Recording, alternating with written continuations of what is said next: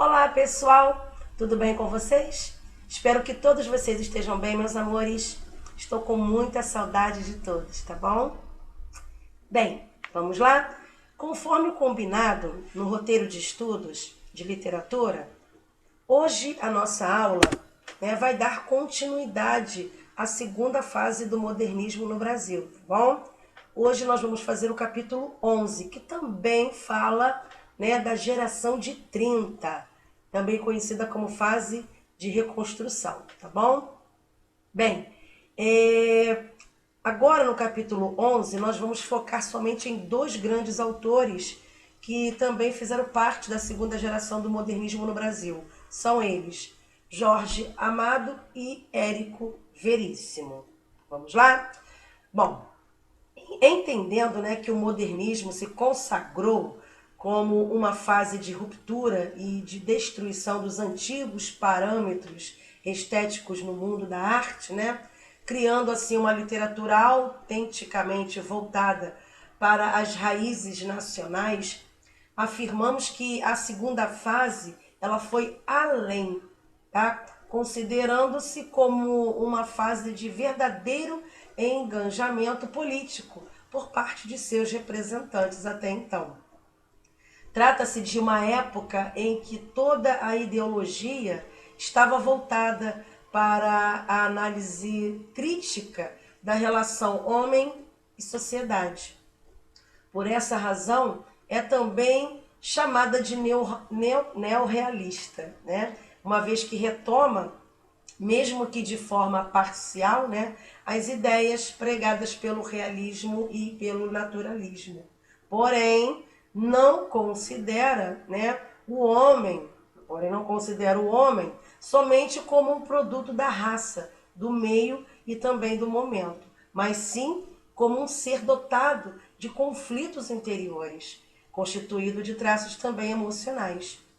Dessa forma, então, seguindo essa linha de raciocínio, as criações artísticas, sobretudo na prosa, estão voltadas para o intimismo, caracterizado então como uma espécie de sondagem interior e bastante influenciado pelas ideias freudianas, em ascensão naquela época, Sendo assim, bem de forma singular, Graciliano Ramos, Raquel de Queiroz, José Lins do Rego, Jorge Amado e Érico Veríssimo souberam expressar seus posicionamentos ideológicos e também sua visão de mundo acerca da realidade brasileira, sobretudo a nordestina também.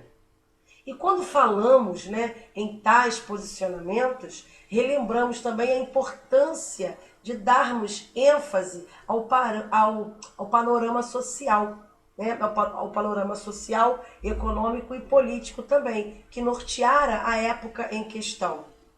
Assim, cabe reafirmar que entre os escritores, os que mais se sobressaíram foram os nordestinos também, tá? Então, os que mais se sobressaíram, pessoal, foram os escritores nordestinos, tá? Justamente pelo fato de retratarem a situação caótica que imperava naquela região. Enquanto isso, o Sudeste e o Sul se vangloriavam com o acréscimo, com o crescimento econômico e político, que era bem oriundo da chamada política do café com leite. E os nordestinos, eles viviam à mercê da própria sorte, convivendo então com a seca, que era cada vez mais brutal, bem como com a crise oriunda do declínio do ciclo açucareiro também. Com tudo isso, a crise que atingiu o mundo capitalista a partir de 1929 fez com que a expansão do mercado brasileiro perdesse toda a sua força, diminuindo então as exportações. Foi nesse cenário, então, que a economia do país começou a oscilar e a política não ficou aquém dos acontecimentos, pois funcionando como uma espécie de repúdio à elite oligárquica, que era formada pelos representantes cafeeiros do Sul e também de Minas Gerais, formaram forças tenentistas que ensaiavam a moralização do regime, né, nomeando então, para tanto, né, Luiz Carlos Prestes como candidato na época. E se chocaram com as forças oligárquicas, que, dando uma resposta a tamanha insatisfação, nomearam Getúlio Vargas como oposicionista, ao qual foi concedida a vitória. A partir de então, se instaurava a ditadura do Estado Novo. Desse modo, né, ao fazermos essa contextualização, temos mais condições de compreender algumas correntes ideológicas que tanto nortearam as produções literárias, né, que compuseram o cenário artístico nacional, né, tendo como pano de fundo, né, o cenário real materializado.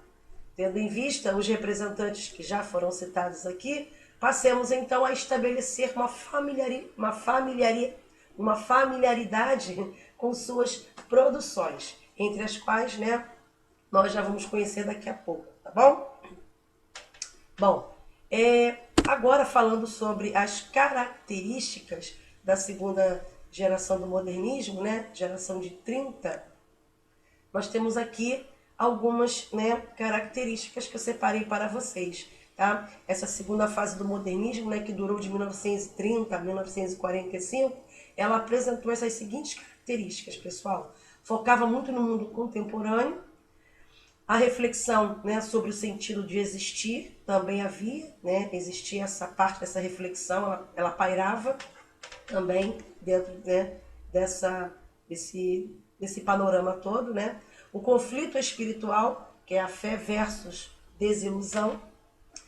Os textos eram focados no contexto sociopolítico, havia uma liberdade no uso da linguagem também dentro desses textos, uma liberdade formal também, a perspectiva também era totalmente realista e havia também a presença de cor local dentro da prosa. Ok, pessoal? Pessoal, deixa eu fazer mais um comentário sobre a segunda geração de 30, a segunda geração de modernista, né? A segunda geração do modernismo no Brasil, né?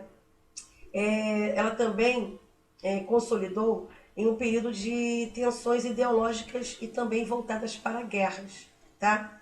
Então, consideramos que os fatos históricos, né, de maior importância naquela época eram os seguintes: a quebra da Bolsa de Valores, né, de Nova York, em 1929, né, culminando no episódio conhecido como a Grande Depressão, a ditadura salazarista, né, em Portugal, que teve início em 1932 e estendeu-se até 1968, e o início da Segunda Guerra Mundial, em 1939, né, além do fim do conflito, né, no ano de 1945. Tá? Então não posso deixar de citar, né, essa contextualização histórica, né, da geração de 1930, quando a segunda geração, né, do modernismo estava surgindo aqui no Brasil. Então é importante eu falar, né, da Revolução de 1930, que levou Getúlio Vargas ao poder, né, instaurando-se assim o Estado Novo no país, como eu falei anteriormente, né, que foi o período de ditadura de Getúlio Vargas, que se instaurou de 1937 a 1945. Então, nesta época, né, grandes transformações aconteceram na política brasileira. Tá bom? Por exemplo, em 1934 foi promulgada a nova Constituição Brasileira. Tá? Em 1936, vários membros do Partido Comunista foram presos, incluindo os escritores Graciliano Ramos e Jorge Amado, tá, pessoal? E em 1941, o Brasil entra na guerra, apoiando os Estados Unidos. Já em 1945, Getúlio Vargas foi deposto pelas Forças Armadas, finalizando o período do Estado Novo com a eleição de Eurico Gaspar Dutra para a presidência da República. Então, não posso deixar de citar também esses fatos, né, importantes. Tá bom? Bom, agora nós vamos focar, né, nesses dois representantes, da geração de 1930, a segunda fase do modernismo aqui no Brasil. Como eu falei anteriormente, nós vamos focar, né, em Jorge Amado e Érico Veríssimo. Vamos começar falando, né, sobre Jorge Amado, tá? Que nasceu em 1912 e faleceu em 2001. Ok, pessoal? Bom, Falando sobre as características, né, de Jorge Amado, eu quero citar eu fiz alguns apontamentos e queria citar, além desses apontamentos, essas características, né, referentes às obras de Jorge Amado também. Bom, havia o regionalismo baiano, né, possuía esse regionalismo baiano, né, dentro das obras dele, né. Zonas rurais do Cacau e zona urbana de Salvador também eram retratadas. Os tipos marginalizados também eram retratados. A análise de toda uma sociedade também era retratada. A utilização, né, em suas obras da fala do povo também, né, ele utilizava, né, em suas obras a fala do povo, assim como a valorização da figura feminina também. Bom, pessoal, tanto Jorge Amado, né, quanto Érico Veríssimo, né, nós não podemos deixar de fazer esse comentário sobre o perfil das obras desses dois grandes autores, tá bom? Bom,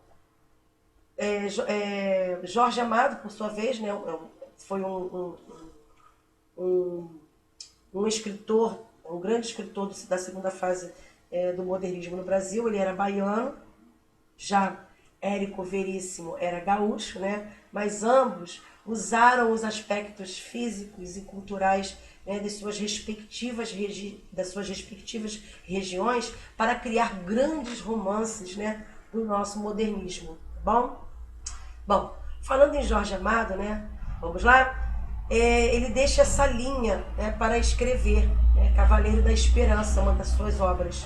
Então, uma biografia em forma de romance do líder da famosa coluna Prestes, né, posteriormente convertido ao comunismo, Luiz Carlos Prestes. Tá? Então, trata a temática social também. Né? Ele também fala e utiliza muito, né, essa temática social em suas obras.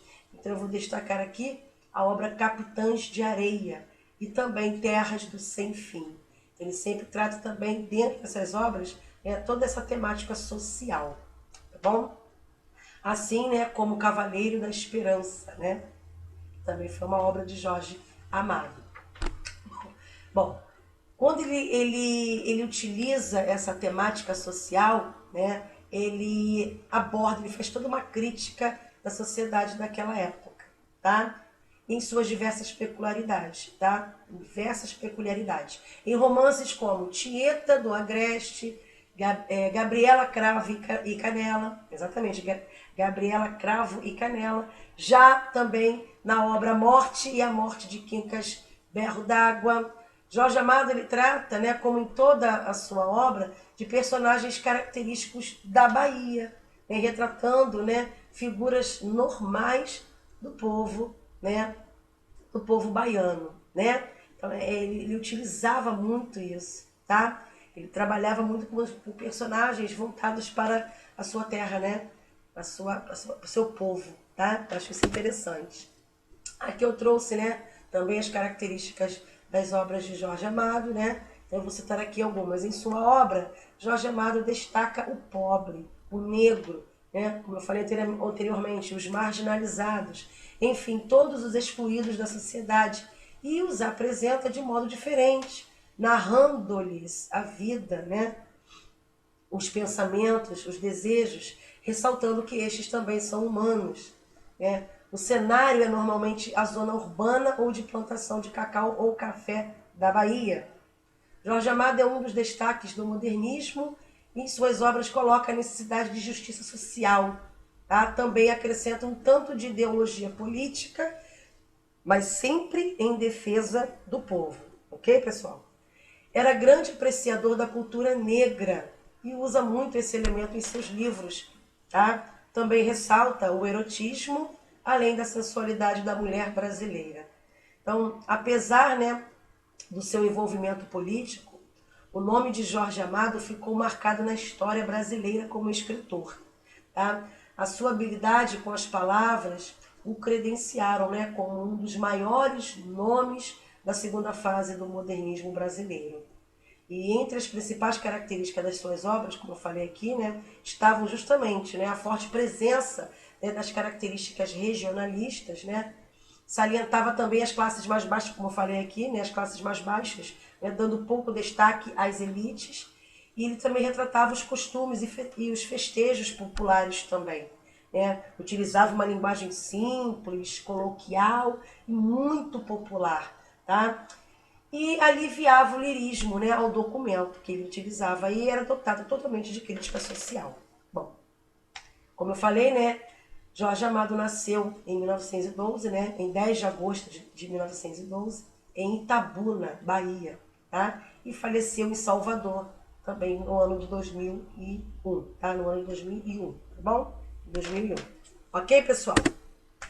Aqui eu trouxe, né, algumas das obras para vocês visualizarem melhor, né, os livros de Jorge Amado, tá? São maravilhosos, tá? E eu recomendo, tá? Recomendo muito essa leitura, tá, pessoal? Leiam.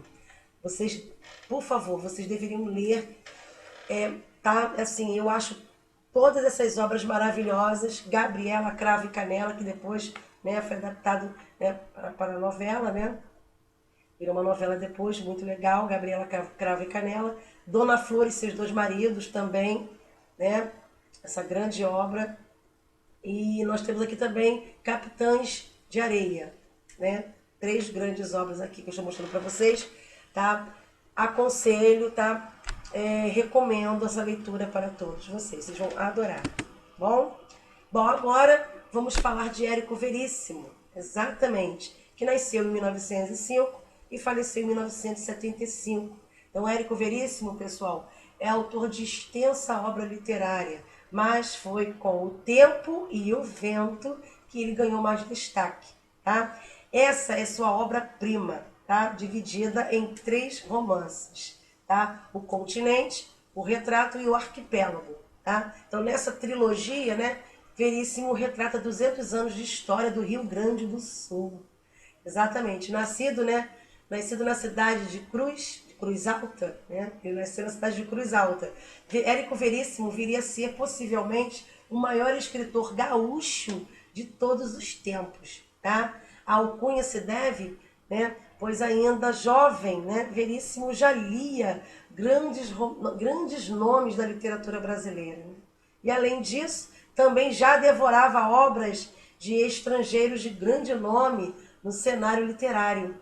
Então, isso tudo enquanto ainda estava cursando o colégio, né, até abandoná-lo em 1920, aos 15 anos de idade, né, foi então, né, que ele começou a se aventurar no campo dos negócios. Trabalhou em um banco, né, firmou uma farmácia, né, ele firmou uma farmácia e completou a sua renda com aulas de literatura e também de inglês. Então, após a falência da sua farmácia, isso em 1931, ele foi chamado para compor o corpo editorial da revista Globo. Tá? Então lá ele conviveu com renomados escritores. Já no ano seguinte, né, Érico Veríssimo assumiu o cargo de diretor editorial da revista. Né, e a sua ascensão na revista, né, e o seu convívio com brilhantes escritores moldaram, né, o estilo literário do gaúcho. Tá? E em 1932, ele publicou uma coletânea, ele publicou uma coletânea de contos. Foi quando o seu caminho, né, começou a trilhar dentro da literatura. Tá bom? Bom, Érico Veríssimo, pessoal, ele faz parte, né, do que se entende por segunda parte do modernismo do Brasil, tá?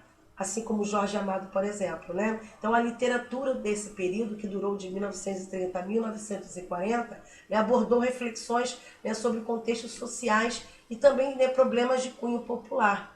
Enquanto isso, né, a primeira parte do modernismo preocupava-se muito mais com a ética e a vida urbana, né? Então, por tratar muito das relações interpessoais e os dramas pessoais, aqui Érico Veríssimo, né, ele destacou-se por sua representatividade das emoções humanas, tá?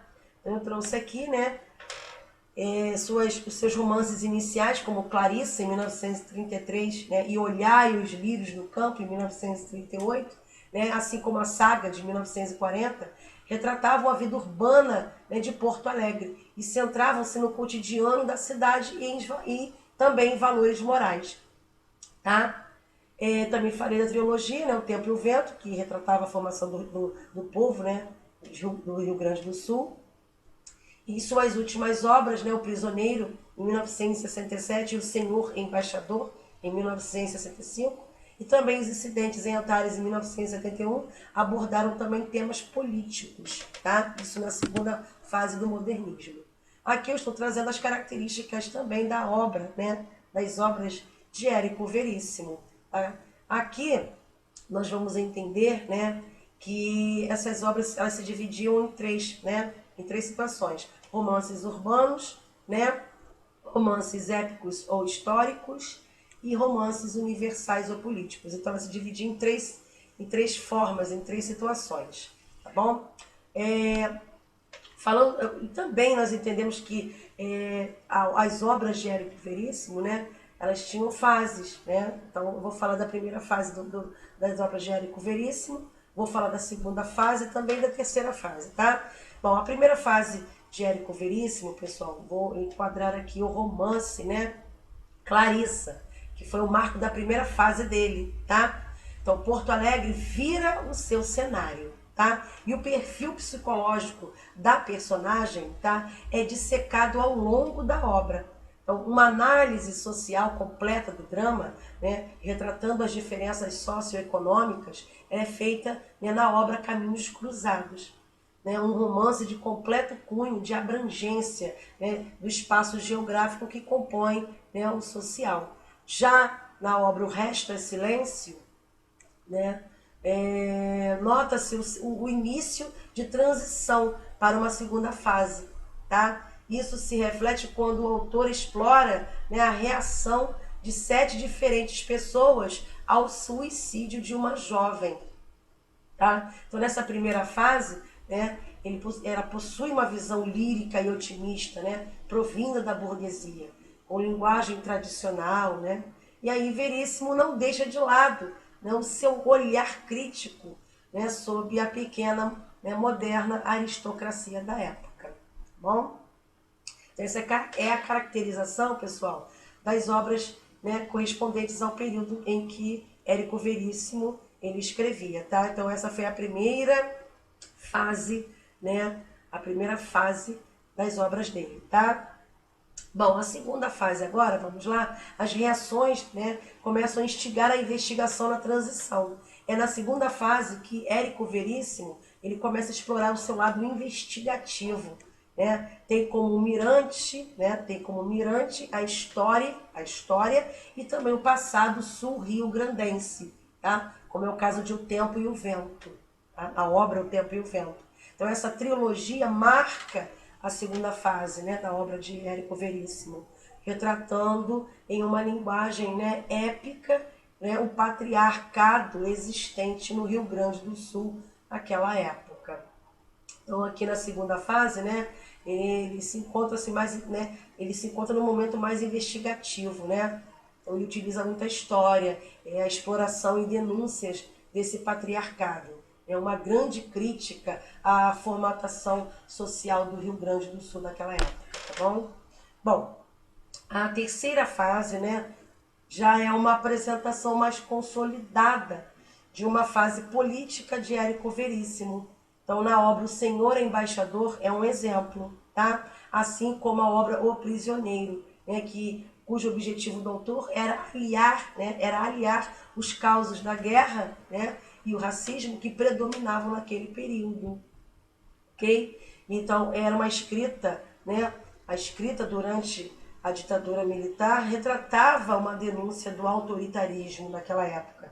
Além disso, né, denunciava-se também a violação aos direitos humanos do período.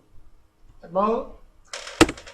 Bom, aqui eu trouxe para vocês, né, algumas das obras, né, só para vocês visualizarem, né, as obras de Érico Veríssimo. Eu destaquei aqui, né, o livro O Tempo e o Vento, essa obra maravilhosa, né? Aqui é a primeira parte, né, que fala sobre o continente. E o livro também, né, O Prisioneiro, também de Érico Veríssimo, tá? O Prisioneiro. Recomendo essa leitura a todos vocês, tá bom? Vocês vão adorar. Trouxe também, né, algumas obras aqui, mais algumas obras de Érico Veríssimo. Caminhos Cruzados, né, Olhai os lírios do campo, né? Olhar os lírios do campo. E Clarissa, também um romance lindo, né? Clarissa, tá, pessoal? Recomendo essa leitura a todos vocês. Bom, aqui eu trouxe, né, uma frase que eu gosto muito, né, de Érico Veríssimo, que diz assim: a vida começa todos os dias, né? Eu acho essa frase assim muito profunda, né? Vale a pena a gente, né, fazer uma reflexão, né, que a vida realmente começa todos os dias, né? A cada amanhecer, né, uma nova esperança de que tudo vai dar certo, tudo vai passar, dias melhores virão, pessoal. Vamos animar, né? Vamos ter esperança, vamos ter fé, tá bom? E aqui eu desejo a todos bons estudos, não desistam, vai passar, tá bom, pessoal? Fiquem todos com Deus, tá? Um grande abraço, um beijo no coração de cada um de vocês. Até o próximo vídeo. Tchauzinho, pessoal.